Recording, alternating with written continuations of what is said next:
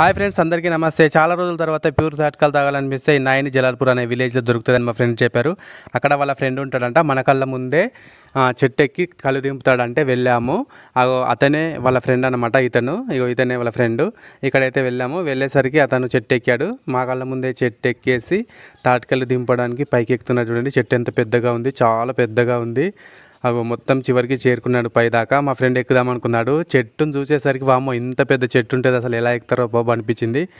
పైన చూస్తున్నారా, తాటి కళ్ళు బుడ్డి ఉంటుంది కదా, ఆ బుడ్డిలో నుంచి వేరే మన బాటిల్ అదేంటిది మన లబ్బర్ది బిందెలో ఉంటుంది కదా, ఆ బిందెలకు పోసుకొని అతను కిందికి దిగుతున్నాడు. ఆ బిందె ఉంది కదా, ఆ బిందెలోనే కళ్ళు ఉంది.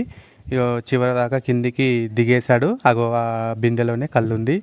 ఆ కళ్ళు తీసుకొని ఇక్కడ సైడ్ మాకు మరో బిందెలో పోసాడు. ప్యూర్ తాటికల్లు, ఇది చాలా బాగుంది. చూసారు కదా, మీరు చూస్తున్నారు. ఆ తాటికల్లు తీసుకొని మేము బయలుదేరాం ఎక్కడ సిట్టింగ్ చేద్దామని. వెళ్ళేసరికి ఒక మంచి చోటు చూసుకొని సిట్టింగ్ చేసాము. Thank you for watching my videos. మాకు సపోర్ట్ చేస్తున్నందుకు thank you so much, thank you.